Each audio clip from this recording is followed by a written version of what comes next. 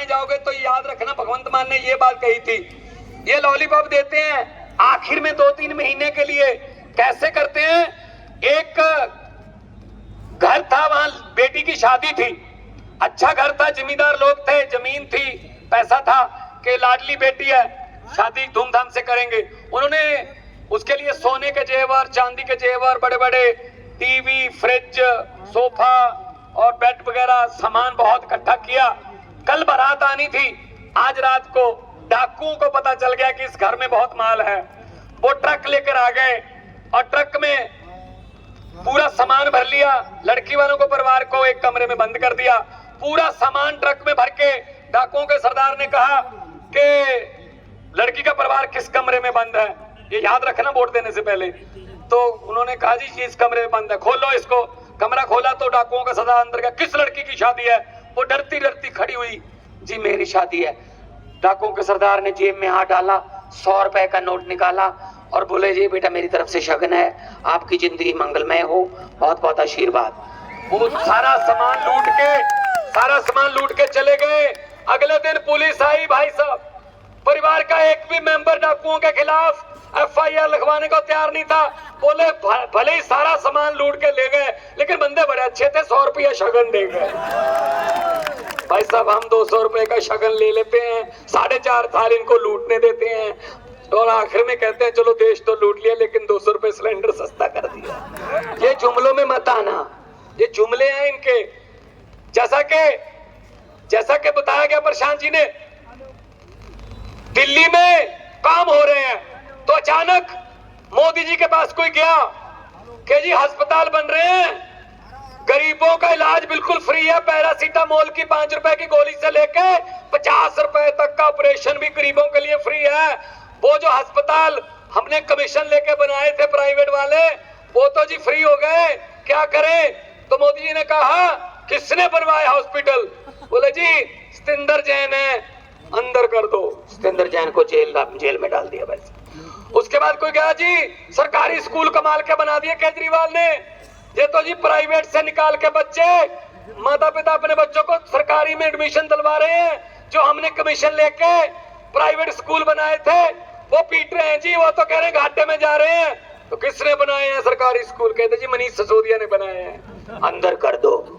मनीष सिसोदिया को अंदर कर दिया।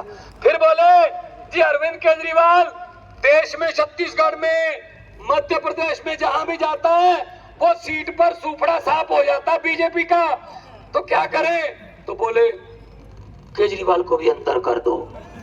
भाई साहब अरविंद केजरीवाल को तो अंदर कर दोगे लेकिन उसकी सोच को गिरफ्तार कैसे करोगे?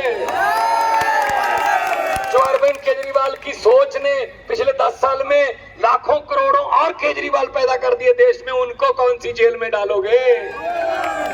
इनको बोल देना कि हम वो पत्ते नहीं हैं जो शाख से टूटकर गिर जाएं, आंधियों को कह दो अपनी औकात में रहें। तो झाड़ू द्वारा सफाई करनी है। पत्रकारों ने मुझसे पूछा कि आपने पंजाब और दिल्ली में ये बीजेपी की आंधी को कैसे रोका? मैंने कहा जी बहुत ही सिंपल है। कहते कैसे रोका? मैंने कहा जी उनका चुनाव चिन्ह क्या है बीजेपी का? बोले जी कमल का फूल। मैंने कहा हमारी पार्टी का चुनाव चिन्ह क्या है? बोले जी झाड़ू। मैंने कहा जी कमल का फूल कहाँ उगता है? कहते जी कीचड़ में। मैंने कहा झाड़ू क्या काम करता है? कहते जी कीचड़ की सफाई। मैंने कहा जी हमने झाड़ू से कीचड़ की सफाई कर दी, पंजाब और दिल्ली में कमल उगे ही नहीं। भाई साहब पंजाब में 117 सीट हैं, 92 आम आदमी पार्टी के पास हैं, बीजेपी के पास 2 हैं। स्कूटर पर भी आ सकते हैं उनके विधायक, 2 सीटें हैं भाई साहब। ऐसी सफाई करता है झाड़ू। तो इसलिए ये अभी 2-3 दिन में ना अपना सारा बारूद जो इनके पास है, जो सारा माल है वो निकालेंगे, आपके पास आएंगे। तो मैं हाथ जोड़ के विनती करता हूं जब आएंगे मना मत करना। लक्ष्मी है घर पे आए वापस नहीं करता, आप ही का माल है भाई साहब, इन्होंने कौन सा कोई खेत बीजे हुए हैं। लेकिन हाँ ये ऐसे करके बोल देना कि हाँ और 17 तारीख को पोलिंग बूथ में जाके झाड़ू वाला बटन दबाकर कर देना कि जो समझ गए वो ताली बजा दो, जिनको समझ नहीं आई उनको कितना समझदार इलाका है भाई साहब, सब समझ गए कटंगी वाले तो ये तो काम हो गया भाई साहब। ऐसे करो भाई साहब, इन्होंने हमें 70 साल बुद्धू बनाया है, हमने क्या रजिस्ट्री करवा रखी है अपनी वोट की इनके नाम। अब ये भी पार्टियां बदल जाते तुम भी बदलता। अरे ये तो संविधान की ओथ लेकर बदल जाते हैं, हमने कोई ओथ तो नहीं, भगवान की ओथ लेकर जाना वोट देने, बच्चों की आंखों में देख कर जाना वोट देने के कहां जा रहे हैं आज आप। तो जो ये काम ये देश को बर्बाद करने का कर रहे हैं, उसका एक ही हल है, जनता को एक ही मौका मिलता 5 साल में, वो भी 8 घंटे है भाई साहब, सुबह 8 बजे से 9 घंटे लगा लो, 8 बजे से शाम को 5 बजे तक 9 घंटे मिलेंगे 17 तारीख को। उन 9 घंटों में अगर होशो हवास कायम रखते हुए तीसरे नंबर का बटन दबाकर कटंगी को अच्छा बनाने का आपने निर्णय ले लिया तो भाई साहब किस्मत चमक जाएगी। वरना चल रहा है भाई साहब, 18 साल मामा चल गया, फिर कोई और आ जाएगा, चलता रहेगा ऐसी 70-75 साल में। तो इसीलिए मैं कहने आया हूं कि इनके जुमलों में मत आना, इनकी बातों में मत आना। ये तो भाई साहब मतलब इनका कोई दीन ईमान नहीं है, ये तो लड़ाने का काम करते हैं, वोट मांगते नहीं है। इससे पहले तो कोई वोट भी नहीं मांगने आता था, ऐसी वोट पड़ जाते थे। ये तो अरविंद केजरीवाल है जिसने इनको हेलीकॉप्टर से नीचे उतारा कि आओ नीचे वरना कुछ और हो जाएगा, झाड़ू आ गया है और झाड़ू वाले आ गए हैं। तो इसीलिए मैं कह रहा हूं घर घर में रोजगार पहुंचेगा, घर घर में नौकरी मिलेगी, बिजली मुफ्त मिलेगी, बिजली 24 घंटे मिलेगी, और सबसे बड़ी बात भ्रष्टाचारियों को बख्शेंगे नहीं। पंजाब में हमने एक फोन नंबर दे रखा है कि कोई आपको सरकारी दफ्तर में बाबू अगर कोई पैसे मांगता है तो मना मत करना, जेब में हाथ डाल के मोबाइल निकाल के उसकी फोटो खींच के हमारे पास भेज देना, बाकी काम हम 450 से ज्यादा अधिकारी जेल में बैठे हैं भाई साहब, 450 से ज्यादा, और 37,568 सरकारी नौकरियां देके आपके सामने खड़ा हूं सिर्फ 1.5 साल में। सिर्फ 1.5 साल में काम करना हो तो भाई साहब कोई प्रॉब्लम नहीं। सरकारों के पास पैसे की कमी नहीं होती, नीयत की कमी होती है बस सरकारों के पास। अगर नीयत हो तो सब कुछ हो जाता है, अगर नीयत ना, ये पब्लिक है भाई साहब, जनता है। लोकतंत्र में लोग बड़े होते हैं, लोग जब चाहें आदमी अर्श पर, और बीजेपी की तरह अहंकार करे तो लोग कहते हैं आजा बेटा फर्श पर। फर्श पर बड़े बड़े उतारे हैं लोगों ने, तो इसलिए अहंकार नहीं करना चाहिए, अहंकार नहीं करना चाहिए। मैं तो यही बोलता रहता हूँ जहां भी मौका मिलता है कि पंजाब से आया हूँ, आप पंजाब में फोन कर लेना। बहुत से पंजाबी मध्य प्रदेश में भी आके बसते हैं, ट्रांसपोर्टर हैं, जमीनें हैं, उनसे पूछ लेना कि पंजाब में 1.5 साल में कितनी व्यवस्था बदल गई है। तो भाई साहब आओ कटंगी में भी आओ, फिर बालाघाट में भी। वो जो बोल रहे थे ना प्रशांत जी, देखो अगर आप इनके घर पे, इनके मंत्रियों के घर के सामने जाएं किसी काम के लिए, दरवाजा खुलता है? दरवाजा खुलता है?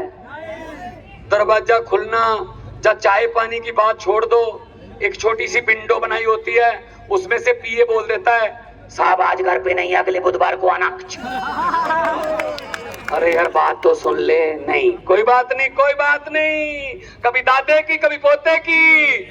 अब ये आपका दरवाजा खटखटाएंगे, कटंगी वालों अंदर से दरवाजा मत खोलना, अंदर से ही बोल देना हम भी आज घर पे नहीं है, 17 तारीख के बाद आना।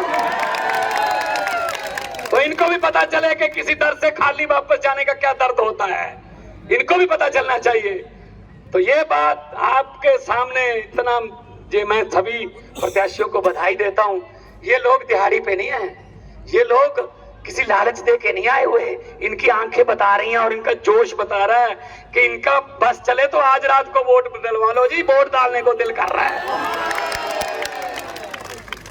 जब 2020 में दिल्ली में चुनाव हो रहा था, अरविंद केजरीवाल जी मुख्यमंत्री का चुनाव लड़ रहे थे, तो मोदी जी ने रामलीला ग्राउंड में बहुत बड़ी रैली की, लाइव टेलीकास्ट मैं भी बैठा था, अरविंद केजरीवाल जी बैठे थे कमरे में, दफ्तर में, हम लाइव टेलीकास्ट टीवी पर देख रहे थे, तो वहां नारे लगे। जैसे मैंने नारे सुने, मैंने कहा अरविंद जी मुख्यमंत्री बनने की तैयारी कर लो, मुख्यमंत्री बनोगे। बोले आपको कैसे पता चला? मैंने कहा जी नारों से पता चला। कहते नारे तो ठीक लग रहे हैं। मैंने कहा नहीं सर, नारे लाने का अंदाज जो होता है ना जनता का, वहां से पता चल जाता है कि नारा दिल से आ रहा है या फिर कोई दिहाड़ी बिहाड़ी पे आए हैं। ऐसे स्टेज से नारा लग रहा था, हर हर मोदी, लोग कह रहे थे हर हर मोदी। मैंने कहा जी ना तो आवाज ऊंची है और गर्दन नीचे जा रही है, हाथ ऊपर जा रहा है, ये दिहाड़ी पे लाए हुए हैं, ये वोट नहीं देंगे। वही बात, अब मैं नारा लगवाऊंगा, हाथ भी ऊपर जाना चाहिए और गर्दन भी ऊंची उठनी चाहिए। आपने भगत सिंह के, राजगुरु सुखदेव के, चंद्रशेखर आजाद के बुत देखे होंगे, ऐसे होते हैं, ऐसे के हाथ भी ऊपर, गर्दन भी ऊपर, दोनों हाथ ऊपर उठा के दो नारे लगा दो, पता चल जाएगा इनकलाब, इनकलाब, भारत माता की, भारत माता की। बहुत बहुत बहुत बहुत धन्यवाद। आराम से जाइएगा, धीरे जाइएगा, बुजुर्ग हैं, बच्चे हैं, बीच में महिलाएं, बहनें हैं, आपकी बहुत जरूरत है देश को। आप 17 तारीख को एक बड़ा इनकलाब और इतिहास का हिस्सा बनने जा रहे हैं, इसके लिए मैं आपका धन्यवाद करता हूं। और अरविंद केजरीवाल जी की तरफ से मैं माफी चाहता हूं, उनकी तबीयत ठीक नहीं। उन्होंने बोला है कि 3 तारीख को जब रिजल्ट आया तो जो जब जश्न मनाने के लिए और सर्टिफिकेट जब ले लिया विधानसभा में यहाँ से भेजने के लिए, वो खुद आएंगे अरविंद केजरीवाल जी, उनकी तरफ से मैं उनका संदेशा लेके आया हूँ। बहुत बहुत धन्यवाद, बहुत बहुत शुक्रिया, बहुत बहुत मान सम्मान, जीते रहो।